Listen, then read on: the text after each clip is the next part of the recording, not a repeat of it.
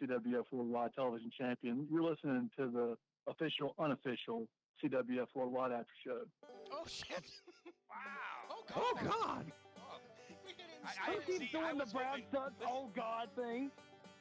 For going on 2 years now. The guys here on the network make fun of me for it, no less. Trevor Lee. There you go. The host, ring announcer, sometimes brilliant commentator, the lovely CL Party. CL, how are you doing tonight? I am great. I'm so excited to be here. Thank you so much. The technical director of CWF Mid-Atlantic, the one and only Grant Sawyer. Thank you for joining us, Grant. How are you? Oh, thanks for having me back, buddy. I'm happy to fill in because, I'm just sitting around listening to you guys anyway. I could be in that building at Absolute Justice and cut a fart. Mm-hmm. 6 years later, they're going to be like, whatever happened to that badass Joe White sitting in the third row cutting farts? Right. Everything fucking means something in this place, and I love That's what it. you want, White. You're supposed to remember shit. Mm-hmm.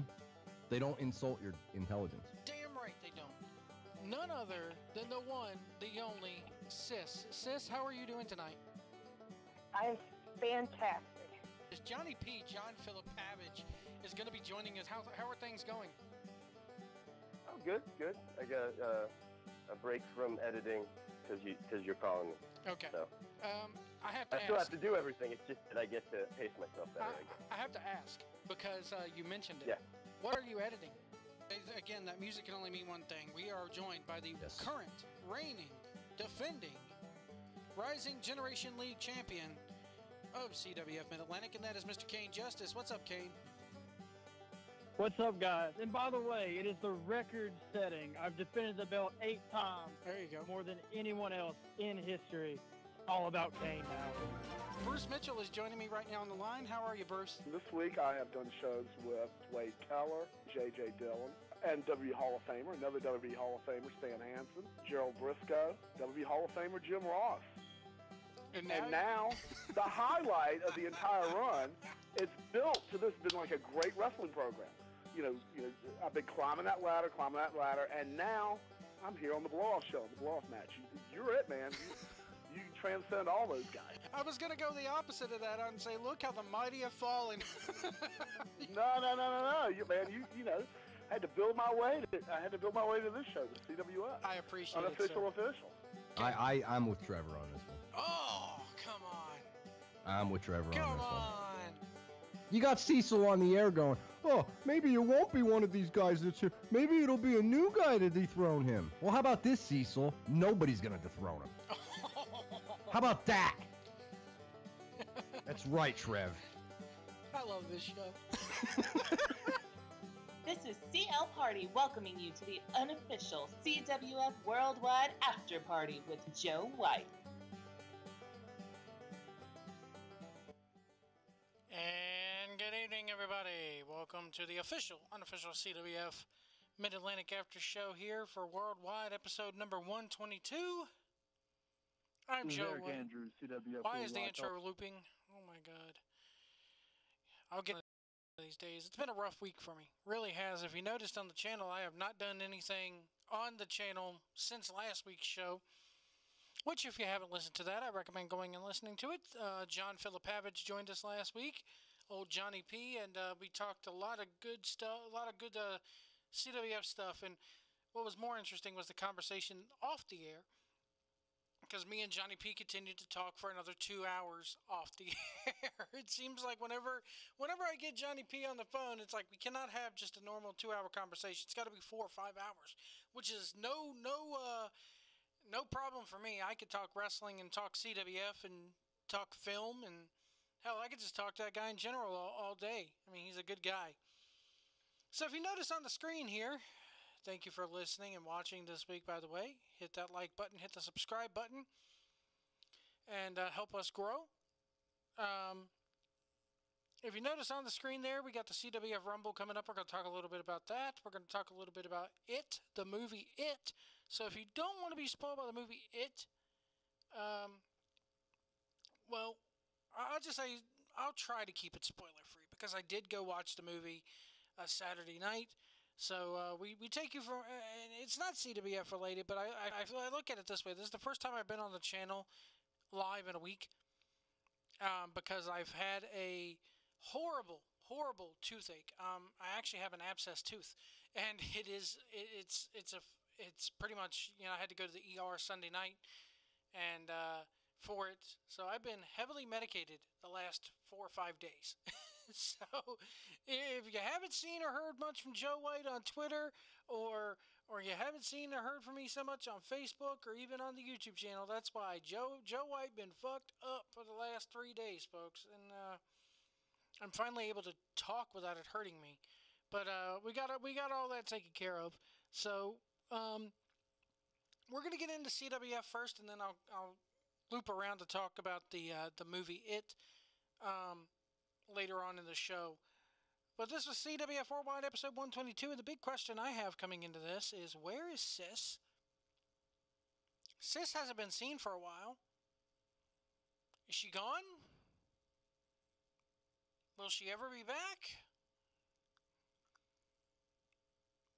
That's a lingering question. At least I have anyway. She's part of the intro for this show. We've interviewed her. She damn good interview.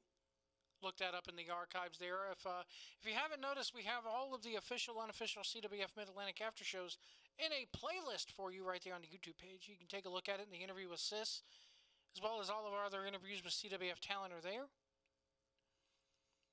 But I have here, where is Sis? No one's seen her. No one's, as we say in the South, no one has seen hide nor hair of her ever since she lost to Priscilla Kelly. Which is an interesting question. But CWF Worldwide episode 122 started off with Wilkins. Sorry, my mouth is still... If I sound like Mushmouth tonight, guys, I'm so sorry. I know, who could tell the fucking difference before? Roy Wilkins versus Montana Black kicked us off this week, and something that Roy Wilkins has not been doing, they've alluded to it, but they have not shown it, is the fact that Roy Wilkins has that golden ticket, and they're flashing it about this week. Could this be a harbinger? Those who don't know what a harbinger is a $5 word for let's all calm down. Yeah, harbinger is a fancy word for a sign of things to come. So could this be a sign of things to come, or a harbinger for that golden ticket? Jerry Carey does the intro, and I love how he says, I love how he does the intro, welcome to CWF Worldwide, and nobody pops for it, and he's like, what? You all cheer when the floozy does it, referencing CL Party, which we got a lot of CL Party this week, folks, and I'm a very happy man because of it. Thank you to Grant and Stutzy, whoever edited this show together, for giving us, I think this is as most of CL Party as we've seen in one episode ever. Like, she's always there, but like, this is the most CL Party we've gotten in one episode ever, and I'm happy. This should have been called CL Party's Worldwide episode, I swear. It was beautiful. Loved it. We have CL Crazy Legs Party, or as I like to call it, Legs for Days Party, on commentary with Brad Stutz here. I wrote down a couple things from the opening match. Montana Black has a lot of potential. He's 7 foot tall, which makes him a Vince McMahon magnet. If he has potential, he has a lot of learning to do. I like the fact that the match centered around Roy Wilkins trying to do these wrestling holds, and that he couldn't quite get them on this big man. He couldn't get the half Nelson suplex on him. He couldn't get the full Nelson on him. He couldn't get the abdominal stretch on him because the man is just so big. Not only is he tall, but he has a big frame, and that was telling a story there. I like when, the oldest trick in the book, Montana Black looks at him and goes, look, up there! And he looks, and bam, we got the huge chop to the chest. I put here, too big for the half Nelson Plex. Wrestling holds not working. The full Nelson front slam by Black looked botched, but it looked good at the same time. Like, it looked like, and it very well could have been, Roy Wilkins' head literally bounced off the canvas is the way it looked like. The finish comes. Excuse me. The finish comes when Coach is on the apron along with Jerry Carey. The referee's distracted. Coach throws the brass knuckles over the top rope. And this just plays into the All-Stars gimmick and just how good this is. But fucking Roy Wilkins catches him with one hand. He's down on the mat, and he sees these knuckles coming, and he actually catches the fucking brass knucks with one hand. So he catches him, hits Black with him, gets the 1, 2, 3, and by hook or by crook, Roy Wilkins, the holder of the golden ticket, cleanup for the All-Stars, gets the win. Then we get a CL party. It's always a party when CL is on your screen. And Brad Stutz on camera. CL's reactions to Kane Justice here are awesome. She's sticking her tongue out. You know, it's so good. You know, I was going to get into SmackDown a little bit later, but SmackDown last night, they throw it to Dasha Fuentes. I don't even know her fucking name. I'll just call her Robot. And this woman, this poor woman back there, ladies and gentlemen, please welcome my guest at this time. Literally, that's how this woman sounded. I don't know what this woman's name is, nor do I care to know after watching that. And it's not her fault. That's how Vince wants him to be. Swear to God, I'm so glad CL Party doesn't act like this. Ladies and gentlemen, my guest at this time. Can you imagine CL Party on Worldwide going, welcome to CWF Worldwide. The following match is for the RGL champion. I would turn the sound off. It just shows you how good CL is. I mean, I'm putting her over again because it's worth it again. And then we get a vignette here, which I believe Johnny P had something to do with this and cutting it and editing it. And we got Snooty Fox vignette hanging out with him down in Chapel Hill. And golly, did CL Party know that black and red are my favorite colors? Because she looked absolutely gorgeous in this vignette. I put here, Snooty Fox reminds me of the old dude sitting on the stoop outside the apartment building that you could just walk up and talk to. I'm not saying these vignettes added a ton of character to him tonight, but it got him to open up a little bit. I would have liked to see a little bit more. But it's a step in the right direction. I'll put that way. It wasn't the best thing in the world. To me, it really didn't add much to his character. I know, I'm going to get heat for that. I know, I can hear it now. But it's a step in the right direction, and it's better than what we have been getting out of the man, so I'll go ahead and put it over for that. Slade Porter versus Cam Carter was next. CL and Candy Cane Justice on the commentary for this one. Kane's like, why'd you have to do that? Really? So CL getting that jab in. And I got to admit, guys, I like seeing serious Slade Porter. Doesn't have the pizza socks on. Doesn't have the frat boy image going on. I like serious Slade. Like Cam Carter. Glad to see Cam Carter back. But this referee, all right, I'm sorry. I don't have that much negative to say about this promotion because I love me some CWF. But what the fuck were they thinking putting this guy in the goddamn ring? I've never thought that a referee could distract me so much from a match in my entire life. And I know everybody out there is going, but Joe, you shouldn't let the referee distract it. You shouldn't let the referee distract you. How can you not? This dude's in there wearing goddamn jeans. He's in there wearing a damn do-rag. And he's got the slowest fucking count ever. This pissed me off tonight. To no end. And I know it's an indie fed, Joe. I know it's an indie fed. Give him credit. I know one of the referees didn't show up. So they just got the first guy they could find in the back and go, you put the shirt on, go out there and count. I know, Joe White, you're not in the business, stupid Mark. But I'm going to go out on a limb here. I'm going to make a statement here that I never thought I'd fucking make. I'm not in the business, never have claimed to be in the business. I just give my opinions on this business. But I dare say that if you put my fat ass in the fucking ring, I could ref better than this guy. It was distracting. It took away from the match. He didn't look professional. Holy shit. I feel sorry for Cam Carter and Slade. I really do. RGL referees, well, this guy doesn't need to be out there. Sorry, I know. Joe White, stupid Mark, what do you know? But this guy doesn't need to be out there yet. I mean, I've never, ever seen a horrible cadence for a count in all my gosh darn life. Anyway. Got an oh God from Kane in the match. Big frog splash from Cam Carter wins. And I really need to go back and watch this match again because the referee was so damn distracting that it just took away from it all.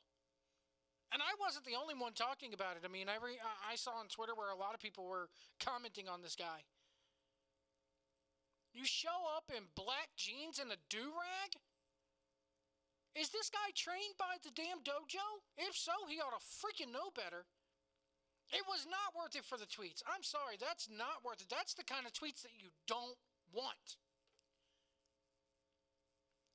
Dude better be lucky I wasn't there. That's all I'm going to say. He better be lucky that I wasn't in the sportatorium, because if you thought I ripped Kane bad when he was a referee, this motherfucker has it coming. I know, calm down, White. It's just wrestling. Anyway. We got a Michael McAllister promo. Good delivery, good facials. Really good promo by Michael McAllister. I want to see more. Michael, I mean, he looked like a little bit nervous. You saw him looking off camera for a little bit. Thinking to himself, what am I going to say next? But hey, I like his delivery. I like his facial expressions. He made me want to see more of him. Very good promo here. I want to go back and watch the promo again just because the way he smiles and the grins on his face and the way he... If this makes any sense, the way he shows the right amount of teeth in his promo. Is it weird that I'm saying that? Because, I mean, that's what I noticed. I'm like, he's half smiling, he's half grinning, the grins on his face just... He's putting that mask on him when he was him, quote-unquote him. Horrible. Never put a mask on that man's face ever again, please. Then we had, oh my God, John Skyler versus Jason Kincaid. We got CL Party back doing the intros for this match. It was for the Modern Vintage Wrestling Championship. Skyler, of course, from PWX.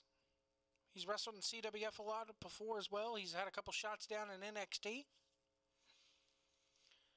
I wrote so many notes down during this match because it was just spot after spot of greatness. I mean, my God. The Kincaid power slam. He turns that into a cartwheel, handstand, into a double stomp. The sentons by Skyler. That Southern Salvation, which is a steamroller, was awesome. The diving through the ropes, spinning neck breaker by Kincaid was really good.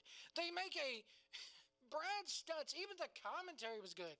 I can only imagine what this match was like live, but to see it there for the, to see it for, on YouTube with the commentary was something special too, because Skyler grew up in Waco, Texas, and we got a Waco Branch Davidian cult reference by Brad Stutz. It honestly made you believe at one point, like we were mentioning this, and I'm sitting there going, was Skyler a part of that? Is he even old enough to experience that down there in Waco? And if you don't know what I'm talking about, look it up online. That was some scary shit going down there back in the day down there. We got something that we coast to coast by Kincaid, going from the second rope on one corner all the way to the other. We got a "This is awesome" chant from the Sportatorium crowd, which is not something that they normally chant. You have to really, really impress them for them to chant that. They don't chant it often. I've heard it a lot. I've heard them try to chant it a couple times. Like, you'll get a pocket of fans that'll try to chant it, and the Sportatorium will look at them like, we don't chant that bullshit here. But they chanted it tonight, and it was well deserved. The Dr. Bomb into the cross space by Skyler was good. We got a flatliner by Kincaid. We got a double stomp by Kincaid, and Skyler puts his finger on the rope. His fingertip on the rope. Yes, I wrote 2 pages of notes on this match. So, we got the 6. They brawl to the outside. We get a slingshot into the ropes off from the stage.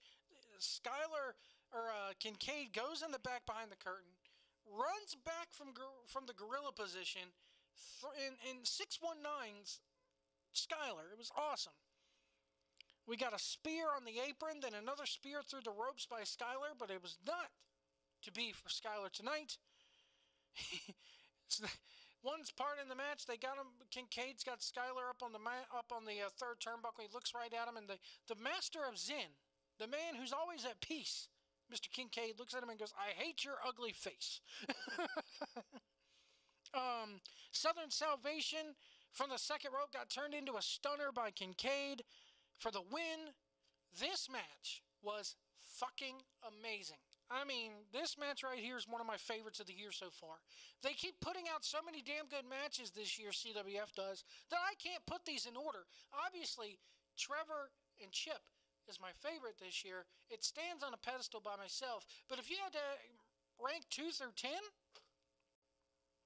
I don't know if I could do it. Standing ovation from the crowd, and Skyler no-sells the handshake. Watch this match. I'm going to go back and watch it again. Because I'll be honest with you. I was seething so much, and this is how much the referee got to me from the KM Slade match. I was pissed off at this referee so much that it kind of distracted me from the damn McAllister promo and even the beginning of the Skyler Kincaid match. Skyler Kincaid match. Please never let that guy. Oh man, I know. Get in the ring, White. We'll show you how to ref. We'll stretch you out. I know. Don't be so hard on him, White. It's the first time we ever seen the guy, and hopefully it'll be the last. We get more Snooty and CL, and we're standing on the street corner, and we visit the Timeout restaurant. The only thing I took away from these vignettes, I'll be honest with you here, guys, and I know Joe White is being a dick tonight. I can't help it. I gotta say how I feel. This is just one fan's opinion. Keep that in mind. I appreciate you listening every week. I really do. But I'm up on my soapbox tonight when it comes to these vignettes. The only thing I took out of these vignettes is CL Party is hotter than hell. Duh. Like we didn't already know that. And then I really want to go visit this Timeout restaurant because when they scanned the buffet, the food, it looked good. And if you're into the Tar Heels, go visit the Shrunken Head. Other than that, I mean, unless there's more of these to come, I did not get.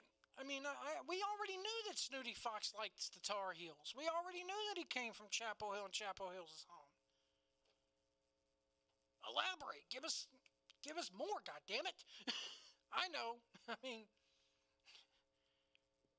I like the fact that they're doing something with them. I really do. But, I mean, it's different for CWF. It's really different. And I like it. I wish they do this with more of their guys. Hell, I wish they do one of these on Kane a little bit. But I mean, or some of the other CWF talent out there. I really like this behind, the peeling back the curtain. 2 more to come. Please let them be a little bit more opening than this because I didn't get any. I mean, like I said, other than the fact that, okay, he likes to eat at this restaurant and he's a Tar Heels fan. That's all I got out of it. cheap plug for the restaurant. I want to go eat at this place. This place looks cool. Looks like it's good food. Not too far from Chapel Hill. I may be an hour away from Chapel Hill. So, might go try out this Timeout restaurant. C.W. Anderson and the Dawsons versus Chet Sterling and the Sandwich Squad. C.W. Anderson and the Dawsons coming out with their belts.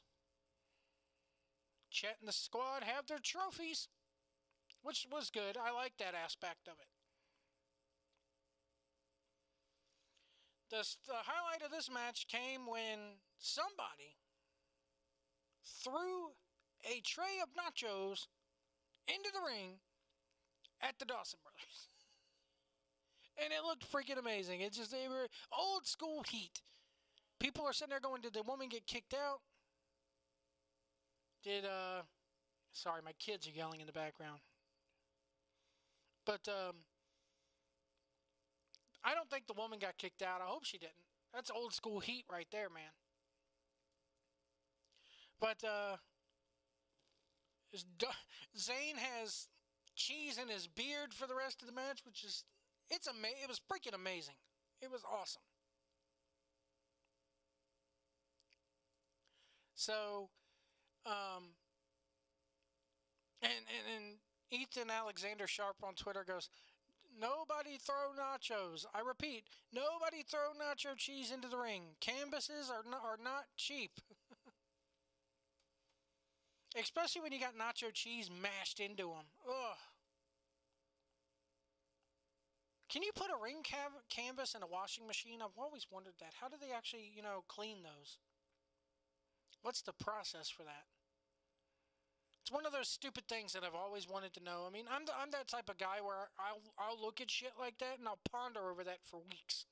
How the fuck do they clean a ring canvas? And then the squad picks up the nachos off the ring mat and eats them, which is awesome. And Zayn looking at the woman after the nachos are being thrown and he's picking the cheese out of the beard. Zayn goes, "You're lucky, lady, I'm on my third strike, or else I'd come out there." I'm like, he's on his third strike. I can't have the cops called on me one more time, lady, or else I'm up the creek for good. Would need to be steam cleaned. Huge pain, yeah. That's when you go and get the, what they call them. That steam machine that they advertise at 3 a.m. on the infomercials, the Shark, Steam Shark, whatever it is. I don't know. The same guy who does the Shark vacuum also does the steam clean gimmick. And I imagine it's a huge pain in the ass to get those steam cleaned because, man, I can only imagine. We got the club sandwich in the turnbuckle. All three of the heels stacked up and the babyface do splashes to follow. Standing shooting star by Chet Sterling. Hard-hitting match here. Later on, we get a huge shotgun kick. Shotgun super kick by CW on Biggs. I put here Mecca's really selling the beating hard on the outside. He's a really good seller. And Anderson and the Dawsons get the win. They really put over, or just don't throw nachos. Yeah, don't throw nachos. Don't throw nachos. Could be worse. Could have been barbecue sauce. Then you could just pass that off for bloodstains, I reckon. But nacho cheese, and then we got the crowd chanting nacho cheese. This is the one time where I think a stupid chant can pass. Because, hey, that's nacho cheese. Anyway. They were really putting over modern vintage wrestling here because they're going to be at the Sportatorium this Saturday. And then Chet Sterling is getting triple teamed. The lights go out. Rick Converse is in. Rick Converse joins Chet Sterling's team for the big War Games match happening this week. Really good episode. I'll be honest, it wasn't as good as last week's Worldwide, which I will say as far as full episodes of Worldwide go that do not have just one match on them, last week's is probably still my favorite episode of the year. Really good main event. Told a really good story. They put over modern vintage wrestling. Put them over like $1 million. the fact that the John Skyler versus Jason Kincaid match for that title, I don't know if CWF is going to start treating that title kind of like a secondary title. Not that they need it, and I know it's not going to be on every show, but it does give that promotion a little bit of meaning. And it does help them put it over, because I believe the Modern Vintage episode of Worldwide, you're sitting there, one problem, it wasn't a problem, but one thing I noticed was that it's a Modern Vintage wrestling show, and you had CWF chants during that show. If you go back and listen to the Modern Vintage, I believe it was Modern Vintage, the episode was Modern Vintage Stat Mark. We had Grant Sawyer on that episode. They were chanting CWF at a Modern Vintage Wrestling show, and I was like, it's kind of weird for the fans to do that, but hey, they're in that building. So, and I just hope the Snooty Fox vignettes get better. CL Party's great in them. CL Party's reactions are good. CL Party looks damn hot in them. The problem isn't with CL Party, it's that, and I think these vignettes are good because they train the younger guys or newer guys like a Snooty Fox to open up more. So it's good that they're doing this with him. And it puts over the Chapel Hill shows that they're going to doing on the 30th. I like the fact that they're actually doing something with Snooty. They're trying to, open up his character more, because the biggest problem I've had with him is I don't know what his character is. I don't know, he's just a big, tall guy who can work and likes the Tar Heels. That's all I get out of him. Tonight, that's all I got out of him. And that he likes to eat at the Timeout restaurant. So, and that he used to party in his younger days. So, we got that out of him, I look at it as, I akin this to when Booker T just came into WWE. You already knew about Booker T, but I think about and of course this probably, looking back on it, you're going to say it probably didn't work, but I look back on WrestleMania 19 when Booker T was going up against Triple H for the World Championship. They went into his background a little bit. I like when they go into backgrounds on guys and vignettes on these guys, so at least they're trying here with Snooty Fox. I like it. I hope it gets better. I hope Snooty Fox opens up a little bit more. He looks nervous in front of camera doing these vignettes. He kind of that's just the impression I got. I know. Why don't you go to a vignette, Joe White? Nobody's going to watch a Joe White vignette. You got that right. But, yeah, there's your episode of Worldwide this week. I liked this episode. It was a very good episode. Not as good as last week's, of course. But can you ever say that there was a bad episode of Worldwide? CWF FanCon coming CWF Rumble weekend, October 13th and 14th. Free Q&A panels. There's a podcast alley happening. More stuff to come. And there's a official Twitter handle for CWF FanCon. Again, coming your way October 13th and 14th here. And it is at, let me see here. I want to make sure I got this right. You can see the crawl on the bottom of your screen there, of course. It's at FanCon CWF. That's FANCON CWF. They're trying to get a head count of this thing because of the fact that they need to know. Oh, thank you, John Skyler, for retweeting that tweet. That's awesome. I put out here Skyler versus Kincaid equals OMG, and Skyler retweeted it. So there you go. Thank you, John. They need to get a head count of how many people are going to be coming to the Friday night dinner, or who's going to be coming in, to the FanCon in general. So follow them on Twitter. It's FanCon at FanCon CWF, and we're going to have a lot of fun there. We're going to be doing a podcast alley or radio row, and I'm looking forward to it. It's golly, man, it's a month away. 1 month from today. 30 days. So go ahead and make your plans now to join us at FanCon. Contact at John Philip Havage or JB there on Twitter.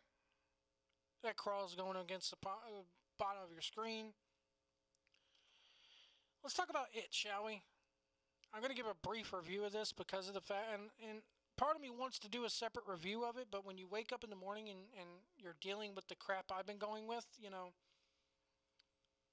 I literally look like my toothache got so bad. If you ever remember the movie Mask with Cher in it, my face looked like that kid. It was that bad. So, I mean, I haven't worked it all this week because of this crap. But it is healing. I went and saw it on Saturday night, and I got to tell you, man, this movie is freaking awesome. It has its share of jump scares in it. But I will say that the jump scares,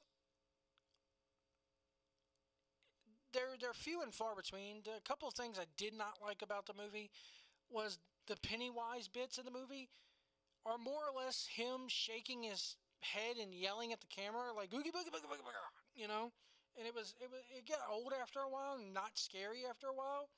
I will say Bill Skarsgård does the few parts where he does talk. Skarsgård does really good in the movie. I recommend going and seeing it. It's probably the best horror movie of our generation that we'll see. To me, it was better than The Conjuring. Because I like horror movies, and to scare people is one thing. But to have a good story behind it, and to put logic behind it, that's completely another thing. It's like a wrestling match. You could do all these flashy moves, and you can have all these high spots, but if you don't have a good story behind it, you lost me. It's kind of like if you go and listen to the CWF Road Diaries that Johnny P is doing. He did an episode this week with Stutzy and Bruce Mitchell having a conversation, and Bruce Mitchell says something there at the end that really, really impacted me. Which drive-in was that? Because the drive-in that I was going... Okay, because the drive-in in Eden, North Carolina was showing it, and then they were showing The Shining. And I didn't get to go to that because my kid can't watch it. I have a 7-year-old or 8-year-old, and he can't watch either one of these movies. He wants to go see It. My 8-year-old wants to go see the It movie. I showed him a clip of it on YouTube where the projector scene... And that projector scene, for those of you who have seen the previews of that, that's nothing. That projector scene gets so much better. But I showed my 8-year-old the projector scene, and he laughed at it. Because my kid is just, nothing scares him. Henderson, okay. I didn't know they had a drive-in in Henderson. But, I will say, if there was ever a scene in a movie that needed to be shown in 3D, that projector scene. Can you imagine that projector scene in 3D? My God. You would give little old ladies heart attacks with that. I will say the scares in the movie are really good. The scares in the movie are really good. The sink scene with Beb's character. Oh, the projector scene was freaking amazing, Grant. I love that. That's probably my favorite scene in the movie. And the language on these kids. My girlfriend's like, are they letting these kids curse that much in the movie? And I'm just like, what sheltered life did you grow up in? Because when I was a kid, the F word in my house was common language. My mother cursed like a sailor.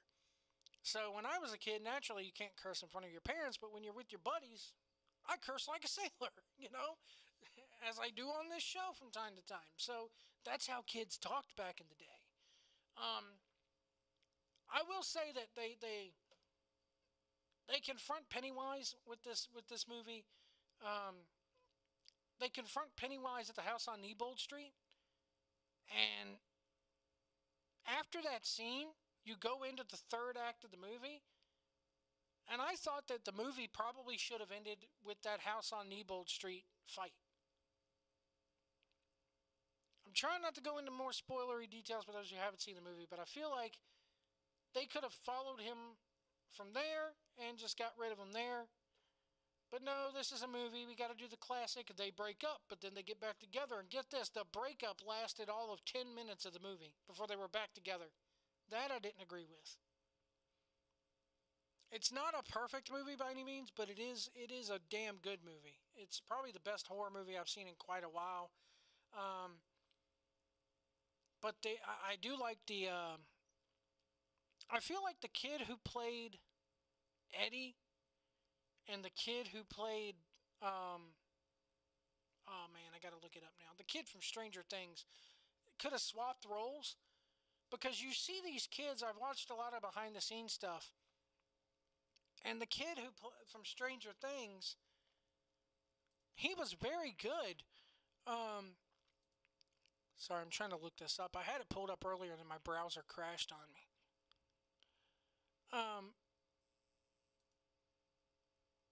But the kid who played Richie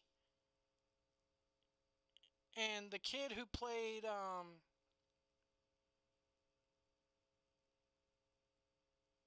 I believe it is Stanley or it's Eddie. They could have swapped roles, because the kid who plays Eddie in real life was a real, he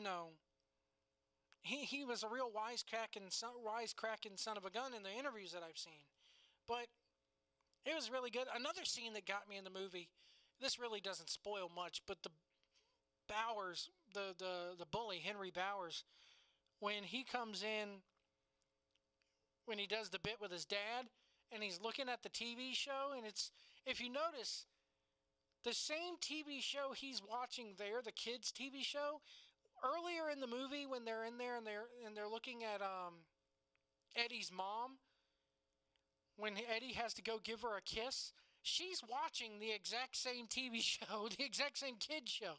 So the part with the kids show where all the kids are cheering, and it's like the TV bit was good, and then when he finally does the deed with his dad, the kids are like, oh, and then they're like, let's give him a round of applause. That part was like, it was creepy as fuck, but it was also funny at the same time. I laughed during that. But then it took a turn for the worse with Pennywise popping up, and it was like, oh shit. The final fight with Pennywise was really good. I felt like this was something that we did not get in the 1990s miniseries, but partly because it was 1990, and that was TV 14. This is R rating, so you can't, you couldn't do as much. I thought the movie had some pacing issues, but overall I enjoyed it. I want to go see it again in the theaters, to be honest with you. And I really wish this would come out in 3D, because there's a lot that they could have done with this movie in 3D.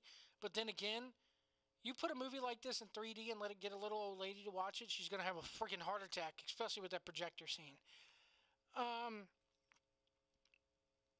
So that's where I stand on this movie. I read that, or I saw an interview with Stephen King where Stephen King gave it high praise.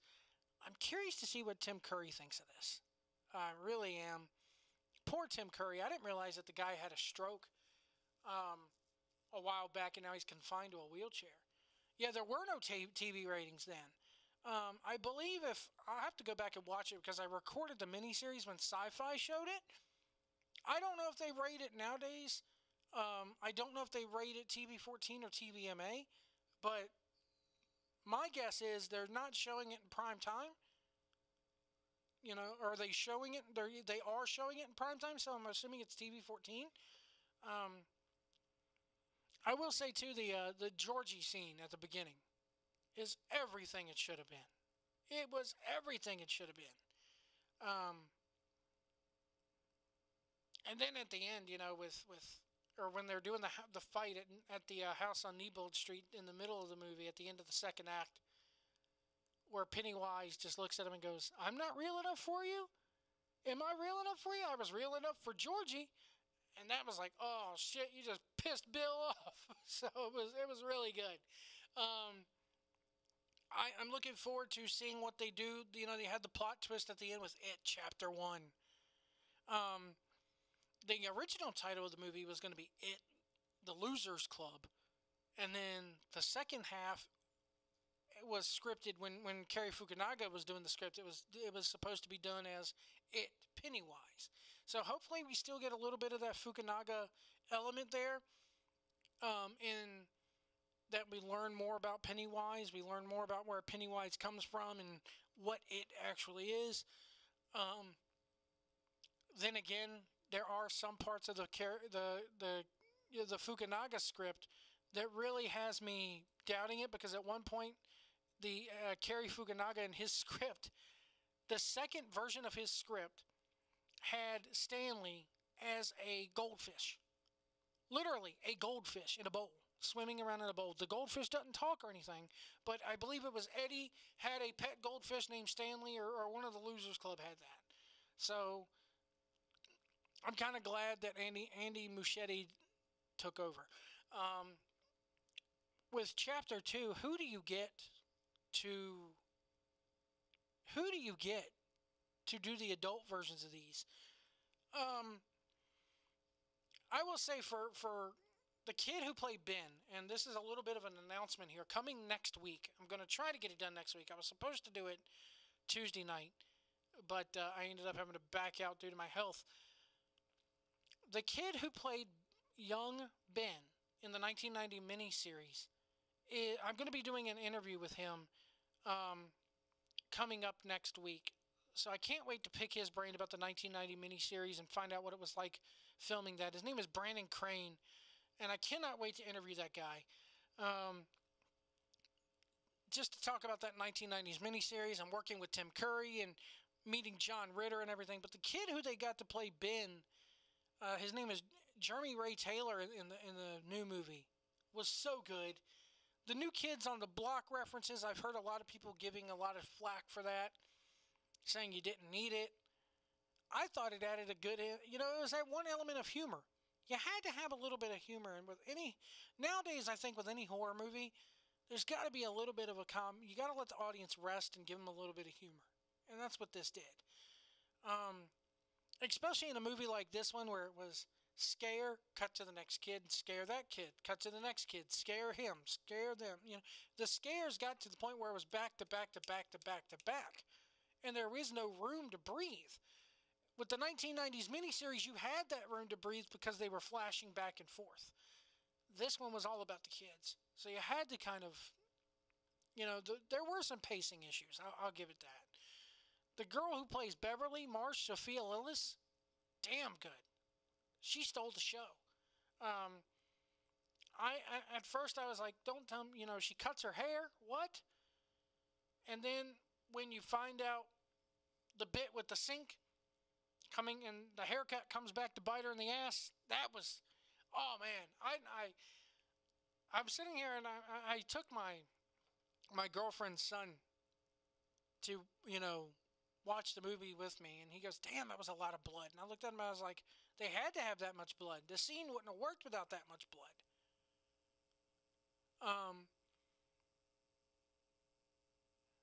I like the chick who played Bev. I really do. The one, Finn Wolfhard as Richie Tozer. He stole the show, of course. He's with Stranger Things. And how fitting is it that the people who do Stranger Things the guys who were behind Stranger Things wanted to direct this originally. They got turned down by Warner Brothers and everybody, so then they went on to make their own version with Stranger Things. So it's kind of ironic there. And then Finn Wolfhard is in both. The guy who plays Stan Uris, Wyatt Oleff, really good. The painting bit was something new that was not in the book, and I thought they really did a good job with that painting. Chosen Jacobs as Mike Hanlon. I kind of like how they went with the Mike Hanlon character, how he's an outsider and he's homeschooled, and he brings an element to this that I think it really needed as well. I mean, all these characters really clicked. Seeing them on screen, they all clicked together. Jack Dylan Grazer as Eddie Capperback, was just awesome as well. He's the hypochondriac. He's the one that the mom, they got his mom to a T in this series or in this movie as well, because I'm listening to the audiobook, and I'm just now getting to the part where they describe Eddie's mom, and they describe her as a really fat woman who is coddling him, and they couldn't have gotten it any better in this series. I mean, his mom, wow. She shows up in that 1980s tracksuit, and I'm just sitting there going, it's how my mom looked in the 80s, damn it. So that was pretty damn good. The adults in the movie looked really freaking creepy, and I think that was by design. It was very good, very well done. I can't give enough praise to this movie. The pros far outweigh the cons. The only con I have about the movie was the pacing issues. It really did, like I said, that middle part of the movie, the beginning of the third act could have been cut out completely, or could have been done differently. The breakup thing was not needed. I get why it was there. It was well played out. It wasn't the actor's fault, but I just felt like that could have been cut altogether. But yeah, there's my review of it. So, sorry if I spoiled it for anybody, but hopefully, if you haven't seen it, you need to see it. I can't wait. This may be, I haven't bought a Blu-ray in I don't know how long, or a DVD in I don't know how long, but I may have to buy this on Blu-ray just to hear the director's commentary.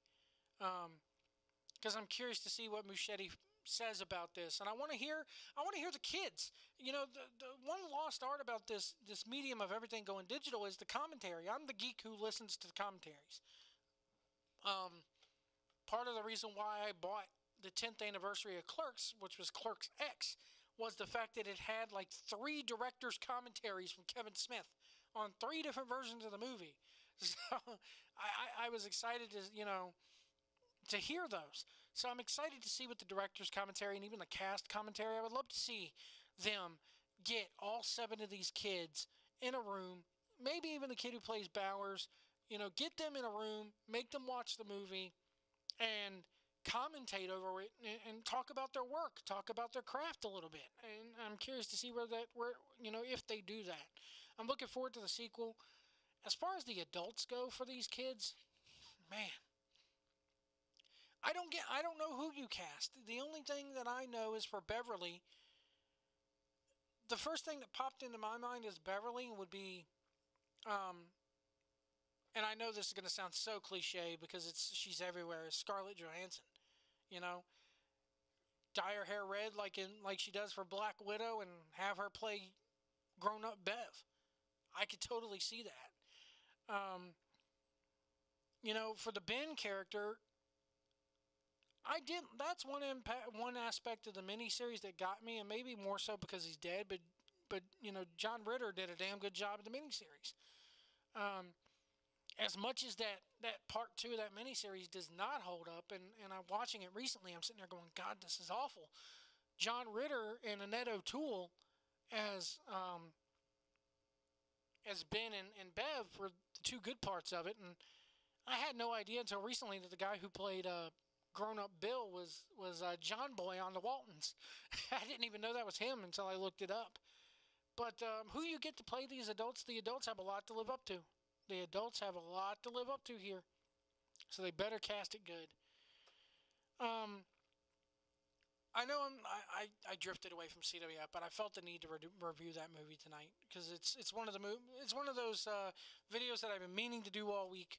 So I'm glad you guys could oblige me and let me get that out here. But go see it if you haven't seen it yet.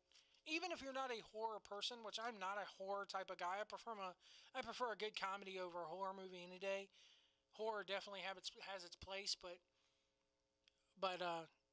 you owe it to yourself to go see this movie. It's really well done, except for the one pacing issue, that one issue with the pacing. I'm curious to see. It makes me sit there and look at movies like this and realize that the great movie critics like Siskel and Ebert are no longer with us, and I would have loved to see their review of this and loved to see what they think of this movie. I think they would have gave it 2 thumbs up because, maybe thumbs in the middle because of the pacing issues, but I give it a thumbs up. I can't wait to go see it again. And that's going to about do it for this week. Next week, we'll be here reviewing episode 123. And we will review that episode next week as the Rumble approaches. I do want to talk about the Rumble a little bit. But I feel the need. I threw the Rumble logo up there tonight because we are on the road to the Rumble.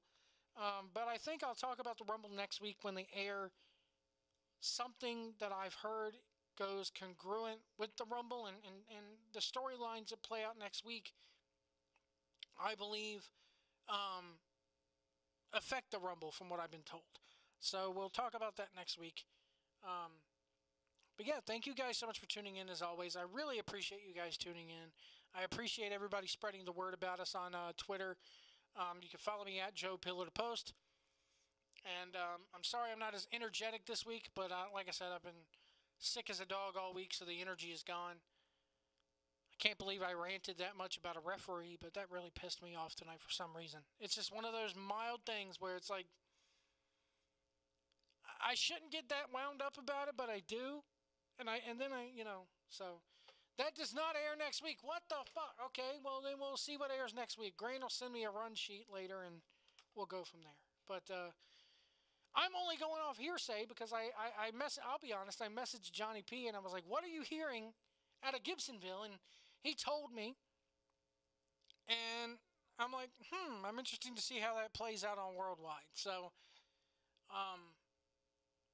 yeah, so it does not air next week, but we'll keep the Rumble logo up anyway because that's what we're building towards, I think. The RGL tournament. Is the RGL tournament going to air at all on Worldwide? Maybe Grant can answer that.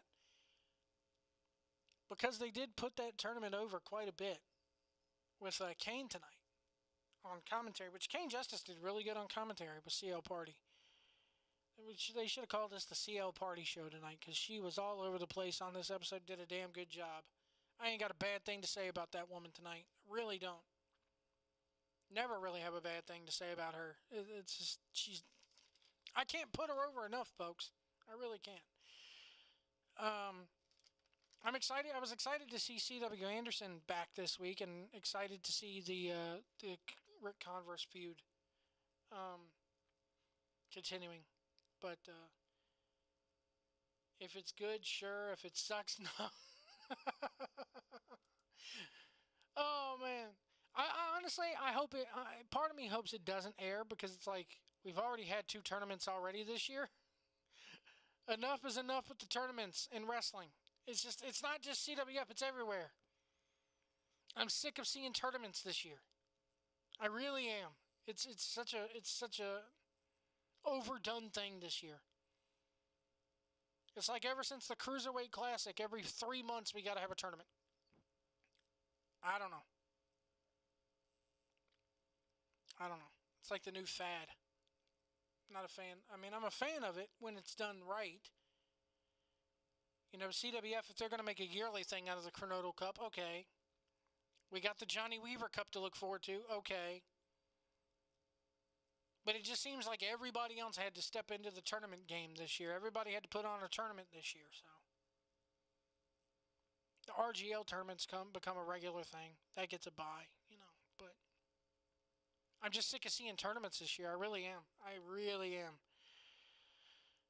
We're going to get out of here, folks. I'm gone on long enough and rambled long enough. I got to go take a magic pill and go off the dream lane and hope this thing gets better. Ugh. I swear. Between my internet going out earlier this week and then me being sick, it's not been a good week at all. It has not been a good week at all. Hopefully it'll get better for me. I hope so. Follow us on Twitter. Hit the like button. Hit the subscribe button. Donate, if you will. Your donations are always welcome, of course. And, of course, any donations that we get this month are going to the family of Rick Hendrickson to help pay for his funeral expenses and help that family out a little bit. And we'll see you guys next week. Thank you so much for tuning in. Have a good one.